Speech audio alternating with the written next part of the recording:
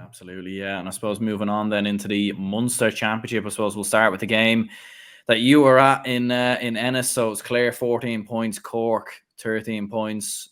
Big result for Clare. Obviously, was watching this on, well, not watching it, but keeping an eye on Scorpio. And I was saying to you, it looked like it was good for Cork, like they were leading for large parts in the game, but Clare come back, get a famous win, and the result I'm sure all Cork fans dreaded when they seen the championship draw. The fact that they were playing Clare away in Ennis, obviously a tough place to go for any side, and we've seen plenty of teams struggle down the years playing Clare. Most notably, even my own county, Dublin, probably should have got beat by Clare a couple of weeks ago. So big result for Clare, and for Cork, Tailteann Cup is not out of the realms of possibility. Yeah, we could write a book at this stage of the failures of our football, to be honest, Aaron. It's a never-ending story. We talked about New York being a fairy tale. Cork is turning into a bit of a nightmare. But in all seriousness, well done to Clare. Brilliant victory for them. They definitely, and I said it to you off air, they just wanted it more today, and they got the win. Fair play to them. And you mentioned that they were unlucky against Dublin. They were unlucky against Kildare. Few maybe referee decisions go against them.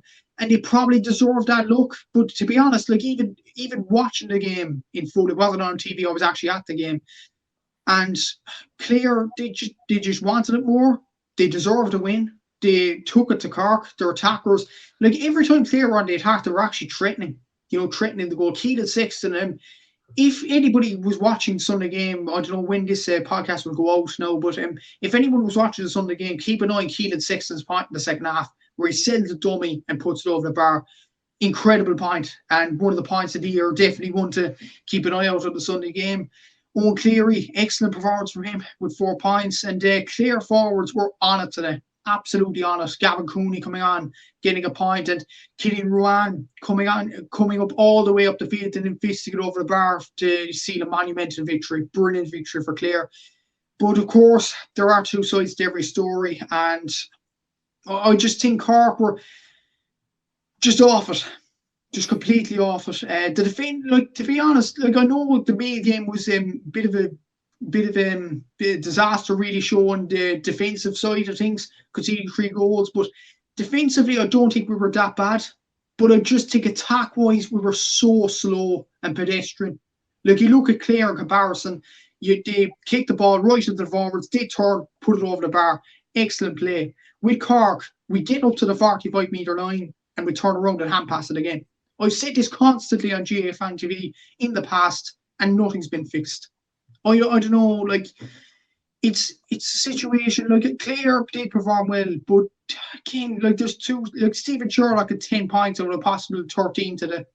That just shows you, we're too reliant on him to get us scores from free. Sean Powter, I don't know, Sean Powter's played well over the last few weeks. I don't know, he just looked a bit leggy, a bit tired. A lot of them just looked tired in the last few minutes, and it was a pale comparison for the Derry game in the last game, where we had the energy to go at Derry and got the late goal at the end, which we deserved. But today we were just leggy, and Clare were fitter than us. And it's a hard situation to be in at the end of a game where you lose this. And Tailteann Cup, as you rightly said, big possibility. We're now counting on Louth or Westmeath to beat Meath in Leinster, and Armagh to beat either Cavan or Down in Ulster as well. So big few weeks, and we're not involved in them. So it's a tense wait. And I say, before I move on to yourself and your comments, Aaron, but the Louth game a few weeks ago, that game, how crucial could that result be now? Because if we just won that game against Louth and took it a bit more seriously, maybe, then I think we kind of took our eyes off the pedal against Louth that day. And if we just put both eyes on that fixture, we wouldn't be looking over our shoulder. But because we lost that game and lost today, we're now looking over our shoulder. We've only ourselves to blame, really, Aaron. And look, if we're in the Tailteann Cup, we can't have any complaints. Even today in the league performances, we can't have any complaints.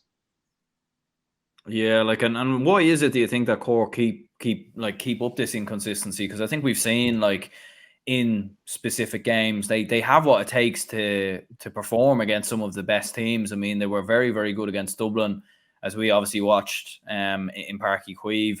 We've seen them at times, they comfortably beat Clare earlier in the league. They put 6 goals past Limerick in the league. They fought back from the dead against Derry. And even going back in previous seasons, like we've seen Cork beat Kerry in the championship, but then lose to Tipperary a couple of weeks later.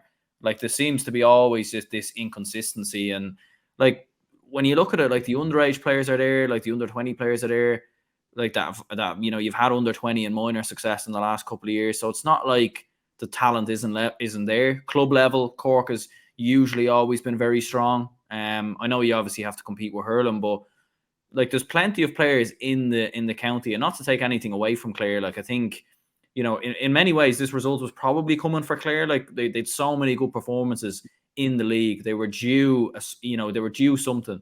They were due a big win. But from a Cork perspective, like the inconsistency continues, and like as a neutral, like it's very hard to understand how, because when I watch them play against Dublin, I think they have a chance here, at getting to Division 1.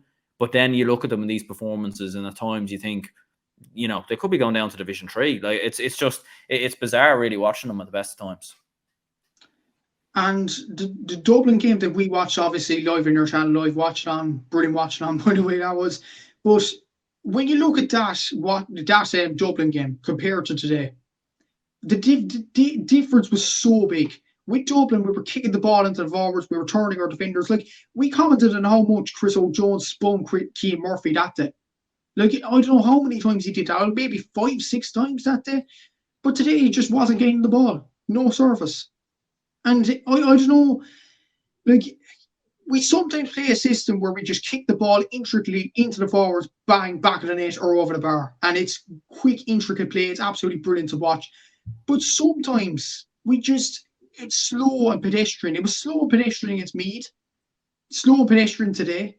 It was slow and pedestrian against Derry up until when Derry lost a bit of energy, and then Cork get a bit of confidence in that game as well. Like it's the frustration really that kills Jaron, the inconsistencies. But to be honest, like the Clare game, as you mentioned, like I was nervous all week. I know Dara was saying that Cork need to win this game on their podcast during the week, but I could see this coming. I could see Clare just turning up for today because of the fact, like if they had lost today, they would have been in the Tailteann Cup. And Cork players must have thought about that at the back of their minds. And it didn't seem like there was an urge today to go on and win it. Like that was the key thing for me. And usually after a game, like a load of Boys fans would say, okay, a referee decision and stuff like that went against us and we were kind of unlucky. But today, looking at the performances from both sides, Clare deserved it because they just wanted it more. And that was the difference today. And it's a difficult one. It really is a difficult one. And the amazing thing is, Aaron, if we get lucky now and be in a Sam Maguire group, we could be in a group with, say, I don't know, we could be in with, say, I don't know, Mayo, Tyrone, or somebody like that in an All-Ireland group, and then put up a miraculous performance.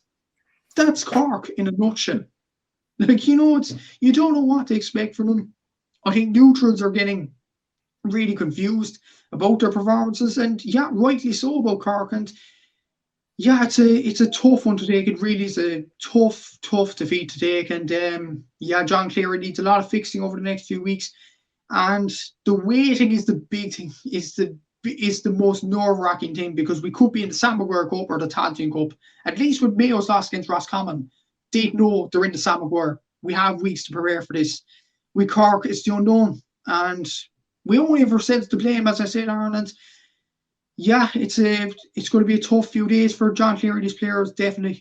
But while we're on Clare as well, we have to give Clare credit. Absolutely brilliant performance all over the field. Pierce Liz did a man-marking job as Sean Powter today. Brilliant performance from defenders up until the attackers. Brilliant. Jamie Malone at centre-back, playing this free role, excellent, scored a brilliant point as well. So Clare, you have to give them credit. Excellent performance from them. But for Cork, yet again, we're asking the question, where do they go from here?